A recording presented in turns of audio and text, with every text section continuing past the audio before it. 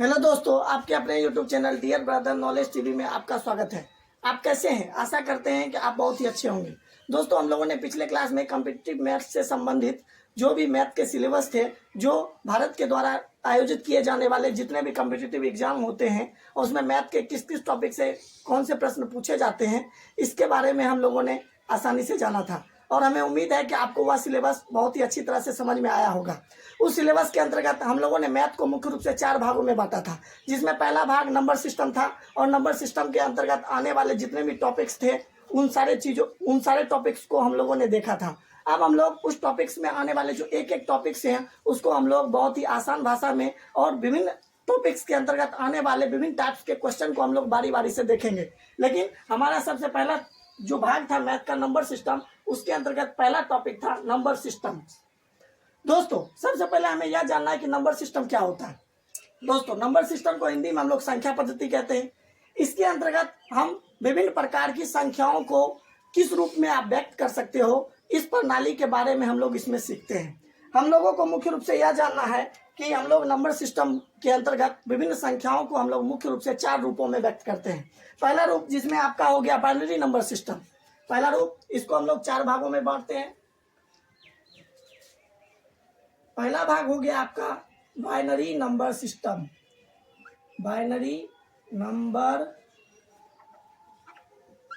System, जिसको आप लोग हिंदी में द्विआधारी संख्या पद्धति भी कहते हो। द्विआधारी संख्या पद्धति, द्विआधारी संख्या पद्धति। दूसरा पार्ट है आपका octal number system. OCTAL, octal number system, जिसको आप लोग हिंदी में अष्ट अंकधारी पद्धति भी कहते हो। अष्ट अंकधारी पद्धति, अष्ट अंकधारी पद्धति। दोस्तों, हमारा तीसरा भाग है decimal system. DECIMAL, decimal system, जिसको आप लोग हिंदी में दशमलव पद्धति भी कहते हो। दशमलव पद्धति। और नंबर सिस्टम का चौथा अर्थात आखिरी भाग हेक्सागोनल नंबर सिस्टम होता है। Hexagonal number system, hexagonal number system, NUMBER number system, जिसको हम लोग षोडश पद्धति नंबर सिस्टम कहते हैं, या षोडश पद्धति के अंतर्गत हम लोग रखते हैं। अब हम लोग बारी बारी से जानेंगे कि नंबर सिस्टम के अंतर्गत जो हम लोगों ने इन नंबर सिस्टम को 4 भागों में बांटा है, जिसमें पहला भाग बाइनरी नंबर सिस्टम, जिसको द्विआधारी संख्या पद्धति। ठीक उसी तरह ऑक्टल नंबर सिस्टम, जिसको अष्ट अंकधारी पद्धति भी कहते हैं। तीसरा डेसिमल सिस्टम, जिसको आप लोग दशमलव पद्धति भी कहते हो। और चौथा अर्थात आखिरी नंबर सिस्टम का भाग, जिसको आप लोग षोडश पद्धति भी कहते हो। अब हम लोग इन नंबर सिस्टम को हम लोग बारी बारी से जानेंगे। दोस्तों, बाइनरी नंबर सिस्टम का पहचान होता है, बाइनरी नंबर सिस्टम का पहचान होता है कोई संख्या दी हुई होती है, उसके आधार में 2 लिखा होता है। जब कोई संख्या दी हुई होती है और उसके आधार में 2 लिखा होता है तो इसको हम लोग बाइनरी नंबर सिस्टम कहते हैं। और इस साथ ही साथ हमें यह भी जानना जरूरी है कि इन नंबर सिस्टम में हम लोग केवल 2 ही अंक का प्रयोग करते हैं। केवल 2 अंक का प्रयोग करते हैं। और उस 2 अंक में पहला अंक आपको 0 है और दूसरा 1 है। अर्थात हम कह सकते हैं कि बाइनरी नंबर सिस्टम की वह भाग है जिसके अंतर्गत केवल 2 अंक अर्थात 0 और 1 की सहायता से हम किसी भी संख्या को व्यक्त करते हैं। ये हो गया आपको बाइनरी नंबर सिस्टम। दूसरा है octal number system. Octal number system, इसका भी पहचान होता है कि कोई भी संख्या दी हुई रहती है। और दोस्तों, ऑक्टल अर्थात अष्ट, और अष्ट का मतलब होता है 8। इसमें संख्याओं के आधार में अर्थात नीचे बेस के रूप में आपको 8 लिखा हुआ रहता है। तो इस प्रकार की संख्याओं को हम लोग ऑक्टल नंबर सिस्टम के अंतर्गत रखते हैं। और दोस्तों, इसमें जो प्रयोग की जाने वाली संख्याएं होती है, इसमें आधार चूंकि 8 है ना, इसलिए इसमें 8 अंकों का प्रयोग किया जाता है। कुल 8 अंक 8 अंकों की सहायता से हम इस ऑक्टल नंबर सिस्टम को व्यक्त करते हैं, जिसमें वो कुल 8 अंक निम्नलिखित हैं, जिसमें पहला है 0, दूसरा 1, 2, 3, 4, 5, 6, 7। दोस्तों ये कुल 8 डिजिट से हैं, कुल 8 अंक है, जिसमें 0, 1, 2, 3, 4, 5, 6 और 7 ये वो अंक हैं जिसकी सहायता से आप ऑक्टल नंबर सिस्टम के अंतर्गत आप विभिन्न संख्याओं को व्यक्त करते हो। तीसरा डेसिमल सिस्टम। दोस्तों डेसिमल सिस्टम के अंतर्गत इसके पहचान का तरीका होता है। पहले हम लोग पहचान जानना चाहते हैं। पहचान जो होते हैं इसमें संख्याओं के नीचे आधार के रूप में 10 लिखा हुआ रहता है। जब कोई संख्या आधार के रूप में 10 के रूप में अंकित होती है तो उसको हम लोग डेसिमल सिस्टम के अंतर्गत रखते हैं। इसमें इसे व्यक्त करने के लिए कुल 10 अंकों की आवश्यकता होती है। कुल 10 अंकों की आवश्यकता होती है। क्यों? क्योंकि इसके आधार में 10 लिखा हुआ होता है। तो वो कौन कौन से अंक हैं दोस्तों हम लोग जानना चाहेंगे। तो पहला अंक है 0, दूसरा 1, 2, 3, 4, 5, 6, 7, 8 और 9 ये वो 10 अंक है, ये वो 10 डिजिट से हैं जिसकी सहायता से आप किसी भी संख्याओं के अंतर्गत आप उस पद्धति में दशमलव पद्धति के रूप में आप किसी भी संख्या को व्यक्त करते हो। अब हम लोग नंबर सिस्टम का आखिरी जो पद्धति है जिसको हम लोग हेक्सागोनल नंबर सिस्टम कहते हैं, इसके अंतर्गत हम इसका पहचान होता है कि जब कोई भी संख्या दी हुई रहती है तो 16 का मतलब 16, तो इसके आधार में 16 व्यक्त होता है, 16 होता है। और दोस्तों इन संख्याओं को व्यक्त करने के लिए इसके अंतर्गत संख्याओं को हम कुल 16 अंकों के द्वारा व्यक्त करते हैं।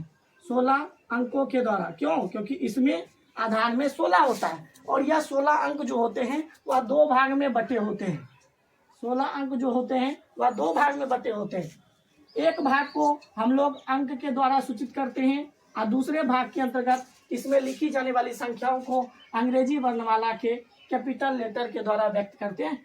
कैपिटल लेटर जिसमें आप अंक के रूप में कौन कौन से रूप में व्यक्त करते हो। 0, 1, 2, 3, 4, 5, 6, 7, 8 और 9 ये वो 10 अंक हैं जिसमें आप लोग षोडश पद्धति के अंतर्गत संख्याओं को व्यक्त करते हैं। इसके अलावा आप 10 के बाद 9 के बाद आप 10 नहीं लिखोगे। 10 के बदले आप यदि 10 लिखना चाहते हो 11, 12, 13, 14 और 15 यदि आप ये लिखना चाहते हो तो आपको इसके बदले इन 10, 11, 12, 13 और 14 और 15 के बदले आपको अंग्रेजी वर्णमाला के बड़े अक्षर A, B, C, D, E और F के द्वारा आप इन संख्याओं को आप व्यक्त करते हो। तो दोस्तों हम लोगों ने अब तक जाना कि बाइनरी नंबर सिस्टम क्या होता है। फिर से एक बार रिवीजन कर देते हैं जल्द से जल्द। बाइनरी नंबर सिस्टम वह सिस्टम होता है जिसके आधार में आपको 2 लिखा हुआ रहता है। इसमें केवल 2 अंकों के प्रयोग के द्वारा अर्थात 0 और अंक के द्वारा ही हम किसी संख्या को व्यक्त करते हैं। दूसरा है ऑक्टल नंबर सिस्टम। इसमें संख्याओं के आधार में 8 लिखा हुआ रहता है। इसमें कुल अंकों की संख्या 8 होती है जिसमें 0 से लेकर 7 तक ये कुल 8 अंकों की सहायता से आप ऑक्टल नंबर सिस्टम में संख्याओं को आप व्यक्त करते हो। तीसरा है डेसिमल सिस्टम जिसको आप लोग हिंदी में दशमलव पद्धति भी कहते हो। इसके अंतर्गत संख्याओं के आधार में 10 व्यक्त होता है, 10 लिखा हुआ रहता है और इसको कुल 10 अंकों की सहायता से आप लिखते हो जिसमें 0 से लेकर 9 तक की संख्याएं अंक शामिल होते हैं। उसका हेक्सागोनल नंबर सिस्टम में जिसको आप लोग हिंदी में षोडश पद्धति भी कहते हो, इन संख्याओं के आधार में 16 लिखा हुआ रहता है और इसको कुल 16 अंकों के द्वारा व्यक्त करते हैं। अब 16 अंकों के रूप में आप लोग अंक और लेटर ये दोनों अक्षर शामिल होते हैं। दोस्तों अंक में ये दोनों शामिल होते हैं, अंक और लेटर, जिसमें हम लोग अंक के अंतर्गत 0 से लेकर 9 तक की संख्याओं को लिखते हैं और 9 के बाद अर्थात 10, 11, 12, 13, 14 और 15 के बदले हम लोग 10 के रूप में आप 1 को व्यक्त करोगे, 11 से B, 12 को C, 13 को D, 14 को E, 15 को F के द्वारा आप लोग सूचित करते हो। ये हम लोग देख सकते हैं। दोस्तों हम लोगों ने देखा कि नंबर सिस्टम के जो भी भाग थे उसको हम लोगों ने आसानी से समझ लिया है और हमें उम्मीद है कि आप लोग उसको अच्छी तरह से समझ गए होंगे। अब हम लोग देखेंगे कि आप दशमलव पद्धति में लिखी हुई संख्याओं को आप किस प्रकार बाइनरी सिस्टम, ऑक्टल सिस्टम एवं हेक्सागोनल सिस्टम में आप उसे बदल सकते हो। जैसा कि हमारे सामने ये 3 प्रश्न लिए गए हैं। जो 125 एक संख्या है जिसके आधार में 10 है और आधार में 10 है, तो हम पहचान जाएंगे कि ये दशमलव पद्धति की संख्या है, क्योंकि हम जानते हैं कि वैसी पद्धति में लिखी हुई संख्या जिसका आधार 10 हो तो वो दशमलव पद्धति में आता है। ठीक उसी तरह 127 का आधार 10 है, ये भी दशमलव पद्धति में, 190 का आधार 10 है तो ये भी दशमलव पद्धति में। अब इन संख्याओं को हम बारी बारी से बाइनरी नंबर सिस्टम यानी कि वैसी संख्या जिसका आधार 2 हो, इस रूप में आपको व्यक्त करना है, दशमलव पद्धति में लिखी संख्या को बाइनरी में। ठीक उसी तरह दशमलव पद्धति में लिखी हुई संख्या को ऑक्टल नंबर सिस्टम, क्योंकि आधार 8 है। ठीक उसी तरह दशमलव पद्धति में लिखी संख्याओं को आपको हेक्सागोनल नंबर सिस्टम यानी कि जिसका आधार 16 हो उस रूप में आपको व्यक्त करना है। अब हम लोग सबसे पहले जानते हैं कि दशमलव पद्धति में लिखी संख्याओं को आप बाइनरी नंबर सिस्टम अर्थात द्विआधारी संख्या पद्धति में आप कैसे व्यक्त कर सकते हो। तो दोस्तों यहाँ पर हम देख रहे हैं कि दशमलव पद्धति में 125 लिखी हुई है एक संख्या, तो 125 को लिख लेंगे। अब दोस्तों आपको पहले हमारा टारगेट है बाइनरी में कन्वर्ट करने का, तो बाइनरी का आधार क्या है, 2 है। तो आपको इन संख्याओं को आपको सबों को आपको 2 से भाग देना है। 2 से भाग देने का मतलब आप लोग लॉस दोस्तों किस प्रकार निकालते हो उसी तरह से आपको निकालते जाना। तो 2 के पहाड़ा में तो 125 है नहीं, लेकिन 125 से ठीक पहले 124 तो आएगा ही दोस्तों। 124 देखो कितनी बार में लगा, 6 बार में, और 62 दूनी 124। तो हम जानते हैं अब 124 लगाओगे, यदि 125 में आप 2 से भाग दोगे तो शेषफल 1 बचेगा। तो आपको एक शेषफल को आपको 1 से ठीक सामने लिखना है दोस्तों, पुनः आपको इसमें 2 से ही भाग देना है। फिर 2 से आप 62 में लगाते हो तो 31 बार में लगता है, तो 31 बार 31 लिख दिए। अब बताओ 31 में आप भाग लगाते हो तो आपको इसमें शेषफल नहीं बचेगा, तो शेषफल नहीं बचने का मतलब है 0 बचेगा। ठीक उसी तरह पुनः इसमें आपको 2 से ही भाग लगाना है। क्यों? क्योंकि हम जानते हैं कि बाइनरी नंबर सिस्टम का आधार 2 होता है और हम बाइनरी नंबर सिस्टम में ही व्यक्त करना चाहते हैं, इसलिए सबों को आपको 2 से ही भाग देना होगा। ठीक 2 से 31 में तो नहीं, ठीक उससे पहले 30 15 बार में लगेगा। अब इसमें शेषफल 1 बचेगा। फिर ठीक उसी तरह फिर 2 से लगाएंगे, 2 से 15 7 बार में, 7 दूनी 14, शेषफल 1 बचा, आपको ठीक सामने लिखना है। ठीक उसी तरह 2 से 7 3 बार में 6 लगा, शेषफल आपको 1 बचा, सामने लिखना है। फिर 2 से 3 1 बार में, 3 से ठीक पहले 2 1 बार में लगेगा, अब 1 शेषफल बचा तो उसके ठीक सामने लिखेंगे। तो दोस्तों अब क्या करना है हमको, इन संख्याओं को ऐसे आपको एरो का निशान बनाकर आपको नीचे से ऊपर तक की संख्याओं में जो आपको ठीक सामने संख्याएं बच रही है शेषफल के रूप में, वो सारी संख्याओं को आपको लिखना है इस कॉलम में। तो वही हो गया उन संख्याओं को बाइनरी नंबर सिस्टम। जैसे आप क्या क्या व्यक्त करें, 1 तो आपको 1, फिर उस पर का 1, फिर 1, फिर ठीक ऊपर जाते जाएंगे, 1 के बाद फिर ये 1, फिर ये 1, फिर ये 1, फिर ये 0 और फिर ये 1। फाइनली हम कह सकते हैं कि 125 का जो बाइनरी नंबर सिस्टम है 1 1 1 1 1 0 1 और इस आधार 2 के रूप में आप व्यक्त कर सकते हो। अब आपकी इच्छा होती होगी कि आप पुनः बाइनरी नंबर सिस्टम को आप इस दशमलव पद्धति में लिखी हुई संख्या को कैसे व्यक्त कर सकते हो, तो आप लोग इस प्रकार भी व्यक्त कर सकते हो, जैसा कि हम देख रहे हैं दोस्तों। अब इसे हम मिटा रहे हैं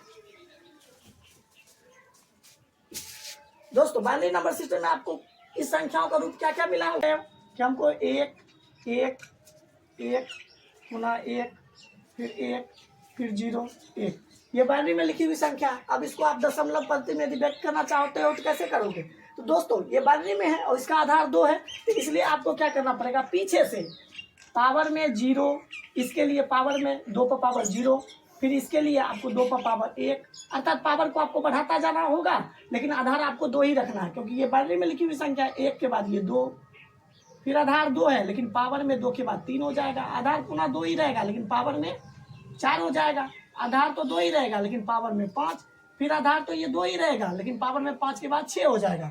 अब क्या करना है दोस्तों, इन दोनों ऊपर नीचे की संख्याओं को आपको गुना करके और सबको जोड़ते जाना है, तो इस प्रकार आपको संख्या प्राप्त हो जाएगी। देखो जैसे हम करना चाहते हैं, तो 1 गुना 2 पर पावर 6, फिर प्लस 1 गुने 2 पर पावर 5, फिर प्लस 1 गुने 2 पर पावर 4, फिर प्लस 1 गुने 2 पर पावर 3, फिर प्लस 1 गुने 2 पर पावर 2, फिर प्लस 1, फिर प्लस 2 के बाद सुना ये 0 गुने 2 पर पावर 1, फिर प्लस 1 गुने 2 पर पावर 0। अब दोस्तों 1 गुने 2 पर पावर 6 तो 2 पर पावर 6 हुआ, और 2 पर पावर 6 का वैल्यू होता है 2 दूनी 4 दूनी 8 दूनी 16 दूनी 32 दूना 64, तो इसलिए इसका वैल्यू आपका निकल के आ गया 64। फिर 2 पर पावर 5 को 1 से गुना करेंगे तो उतना ही होगा। 2 पर पावर 5 का वैल्यू होता है 32। फिर प्लस 2 पर पावर 4 का वैल्यू होता है 16। 16 में 1 से गुना करोगे तो 16 ही।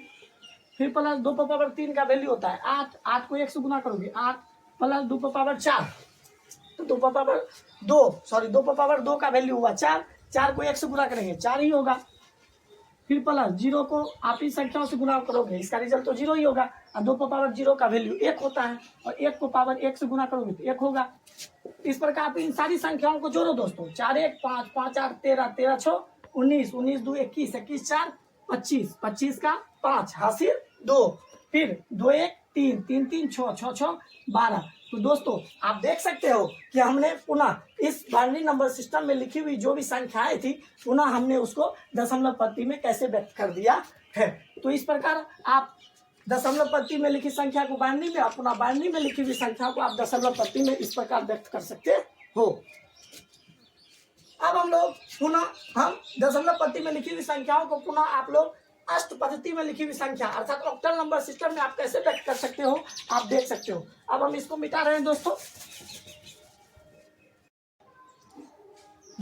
अब इस प्रकार हम 127 जो कि दशमलव पद्धति में लिखी हुई है अब इसको हम लोग ऑक्टल नंबर सिस्टम में कैसे व्यक्त करेंगे। तो 127 ठीक उसी तरह जैसे आप लोग बाइनरी नंबर सिस्टम में किए थे पुनः आपको 127 में अब की बार आप ऑक्टल में बदल रहे हैं ना दोस्तों। और ऑक्टल में हम जानते हैं कि संख्याओं का आधार क्या होता है 8 होता है। तो अब इस प्रकार आप इन सारी संख्याओं को आपको बार बार आप 8 से ही भाग देना पड़ेगा। फिर 8 से भाग दीजिए 127 में। देखिए दोस्तों कितना बार में लगता है 8 इकाई 8 4 7 8 8 5 40 8 5 40 7 शेष बचा है। तो दोस्तों 15 बार में लगा तो 15 यहाँ और ये जो शेष बचा इसके ठीक सामने लिख दीजिए। जैसे उसमें 2 में किया करते थे दोस्तों पुनः 8 से इसमें भाग दीजिए। तो आपके 12 में तो 15 है ही नहीं। एक बार में हम 8 लगाएंगे 7 लगाएंगे तो 15 में 7 घटाएंगे भाग देने के बाद तो 7 बचेगा दोस्तों। तो पुनः ये 7 ये रहेगा सामने। अब दोस्तों पुनः ठीक उसी तरह आप नीचे से लेकर ऊपर तक में जो भी लिखी हुई संख्या है फिर उसी संख्याओं को आप क्रम से लिख दोगे तो वही आपको ऑक्टल में व्यक्त हो जाएगी। 1 फिर 7 फिर ये 7 तो 1 7 7 पर का आधार 8 है तो ये इस संख्याओं का आपको जो है वह ये रूप हो गया।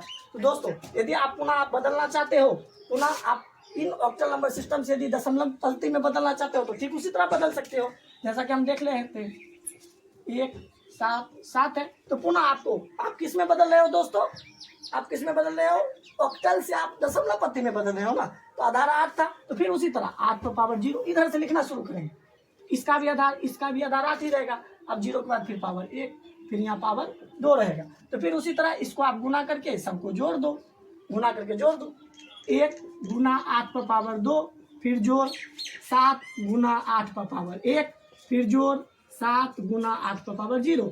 इस प्रकार देख सकते हो 1 गुने 8 पर पावर 2 8 पर पावर 2 मतलब 64। 64 को 1 से गुना करेंगे 64 जोड़ 8 पर पावर 1 8 हुआ 8 से 56।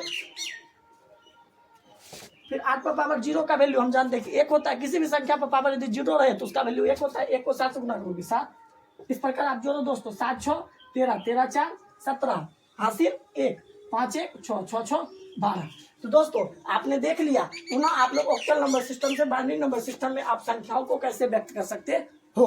दोस्तों अब हम लोग देखेंगे पुनः दशमलव पद्धति में लिखी संख्याओं को आप पुनः आप हेक्सागोनल नंबर सिस्टम में आप कैसे व्यक्त कर सकते हैं। तो अब हम लोग इस पर ध्यान देंगे दोस्तों। अब हम लोग 190 को हेक्सागोनल में बदलना चाहते हैं तो उसके लिए आप जैसे पहले बाइनरी में आप यहाँ पर 2 से भाग देते जा रहे थे फिर उसी तरह यदि आप ऑक्टल में बदलना चाह रहे थे तो फिर वहां पर 8 से भाग देते जा रहे थे। अब हम लोगों को किस में बदलना है तो हेक्सागोनल में। तो इसके लिए आधार हम जानते हैं कि 16 होता है इसलिए आपको अब यहाँ 16 से भाग देना है। तो हम जानते हैं कि दोस्तों 16 के पारा में तो 190 से है या नहीं वो हम देख लेते हैं भाग देकर एक बार। 16 इकाई 16 3 0 16 इकाई 16 ये 10 में 6 गया 4 ये बचा 2 2 में से गया 1 यानी कि आप देख सकते हो कि 11 बार में लगा है। 11 बार में तो लगा ही लेकिन शेष कितना बच रहा है दोस्तों 14। तो 14 शेष जो है इसको ठीक सामने लिखो आप।